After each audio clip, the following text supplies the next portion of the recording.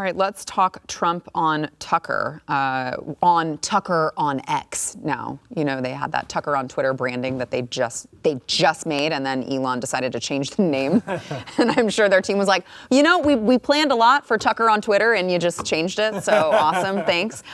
So this was a 46-minute interview, and last we checked, it had 220 million views on the platform, which substantially larger than people who watch the GOP debate. Now, I know that there is, something to be said for, like, is an impression actually a real view? How much are people actually watching of it? I don't know, but that's the number that we have to give you, 220 million.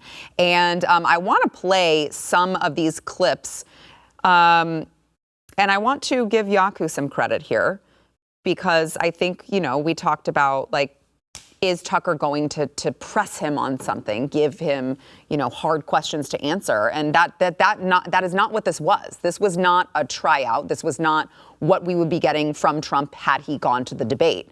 This was just kind of a bro conversation, it felt like at times. So I'm not sure how much it accomplished for the American people who want to hear from the president on what he will do moving forward. So I want to play Donald Trump explaining why he says he decided to skip the first Republican debate. Watch. Thank you. Why aren't you at the Fox News debate tonight in Milwaukee? Well, a lot of people have been asking me that, and many people said you shouldn't do them, but you see the polls have come out, and I'm leading by 50 and 60 points. And, some of them are at 1 and 0 and 2. And I'm saying, do I sit there for an hour or 2 hours, whatever it's going to be, and get harassed by people that shouldn't even be running for president? Should I be doing that? And a network that isn't particularly friendly to me, frankly. They were backing Ron DeSanctimonious like crazy, and now they've given up on him. I mean, it's a lost cause. It reminded me very much of 2016. In 2016, I went through the same stuff and had to fight them all the way, and then they became very friendly after I won, or just about when I was winning. But I just felt it would be more appropriate not to do the debate. I don't think it's right to do it. If you're leading by 50, 60, I have one problem leading by 70 points, and I'm saying, why am I doing it? And I'm going to have 8 people, 10 people, whoever made the debate, I don't know how many it is, but I'm going to have all these people screaming at me, shouting questions at me, all of which I love answering, I love doing, but it doesn't make sense to do them. So I've taken a pass, as you probably noticed. Well, I did. I'm grateful that you did. Okay, so I get it. I understand the answer. I understand the tactic. I don't think that it's a wrong move, but I would just like to point out, why do the CNN town hall with Caitlin Collins then? Why? You're going into enemy territory there. You're having to answer the questions there. So why do that and now say, no, I'm not going to do it? Because Trump is best when he's under fire. And his people. So then why not? That's my point. But why not go? Then why not put him on that stage? Because if I'm advising Donald Trump, I'm like, continue to cast the rest of them as establishment, which they did on their own. Yeah. Let them be the establishment and let them clearly separate themselves from you. Like, you're not a part of that. I mean, and I agree with him that some people did not belong on that stage. Why was Asa Hutchinson on that stage? Why was Mike Pence on that stage? Why was Chris Christie on that stage? Like, none of them are going to be president. Why were they on the stage? I agree with him there. No. But I felt like he really missed an opportunity to go in and overshadow all of them. I disagree. Yeah, I don't. He's right in the fact that he is leading by such a large margin. He is right. The only thing that will keep him out is if they throw him in jail. They're going to try and throw him in jail. But if he goes to jail, that's the only thing that stops him from being the nominee. It's him. Does that stop him? If he goes to jail? Well, that's what I'm saying. Is there? It's unclear to me if there even is a rule that, like, can't you run from jail? You can, because... You think he'd give up then? What makes you think that he would? No. You can run from jail, because if you do what Venezuela did and you imprison your opponent, that opponent has the right to run out of jail. But I mean, look, they're going to throw the kitchen sink at him so that he, even after he's the nominee, and he's going to be the nominee. My thing, Jason, is this. Yes, I agree with the president. They would throw mud at him. And he's not wrong for not doing the interview. However, I knew that this interview would teach us nothing. Yeah. I knew that Tucker, and I said it, not to toot my own horn, but that Tucker why not now? You got the whole state, you're in some log cabin, it's warm and fuzzy, you might as well start the fireplace and have hot cocoa. It's so relaxed, it's so laid back. Give us info. Give us something here. There was only one policy question. Zero. At the very end. Zero, bro. They missed cigars. It was a cigar club. It wasn't. And so it was a whole lot of nothing. And he's likable, and he was very likable, and his demeanor was calm. But we need information. And then people say, no, we don't. He was president before. Hey.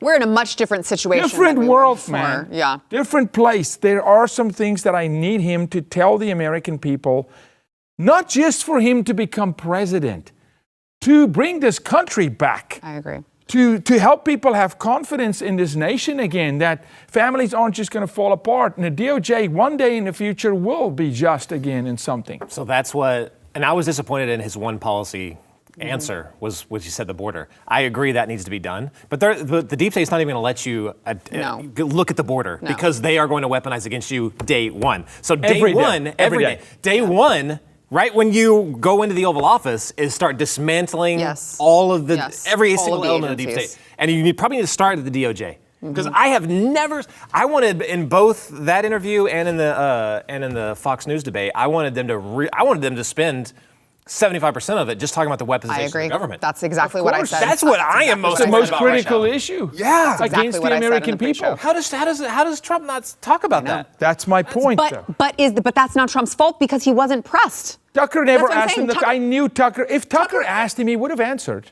Or they said, Tucker, stay away. I don't think so. Maybe they did. I don't think so either. I don't think so. Tucker just didn't go there. I want to play one more clip here of Tucker. Just for those of you who missed it, you don't have 46 minutes to spend watching this stuff. He asked him, I'm not going to play this one, but he asked him, do you think Jeffrey Epstein killed himself? Like, what is that? Which I thought, we have right here, we have a 2-minute, 19-second clip that, again, we're not going to play, but it was more time spent on that. So they're spending multiple minutes talking about whether or not he thought Jeffrey Epstein was going to kill himself. And then he said, do you think the left will kill you? Which I would like to play because I just thought it was just a very weird place. Asked him that multiple times. Oh, yeah. He asked him multiple times, are you going to be assassinated? Right. Very, very weird to me. So here's some of that exchange. Watch. I'm looking at the trajectory since 2015 when you got into politics, for real.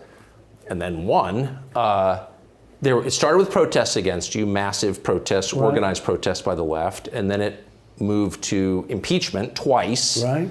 And now indictment. The next stage is violence. Are you worried that they're going to try and kill you? Why wouldn't they try and kill you, honestly? They're savage animals. They are people that are sick, really sick. You have great people in the Democrat Party. You have great people that are Democrats. Most of the people in our country are fantastic, and I'm representing everybody. I'm not just Republicans or conservatives. I represent everybody. I'm the president of everybody.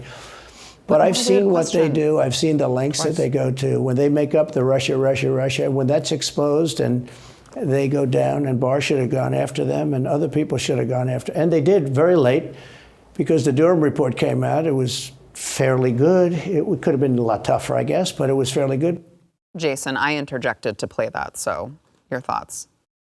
Was I talking about something else before that? Well, no. You said it was a good answer, and it was a great answer. Well, there's a lot of ways Trump could have gone there. Yes. And he did not do what I thought he was going to do. Mm-hmm. So saying, making the clarification that he is, president of the entire country and not just one side, I thought was really good. It was very presidential of him. I will say though that I've been at one of these interviews where we interviewed him and we sat down and I prepared probably 50 questions, very in-depth questions on foreign policy, all kinds of stuff.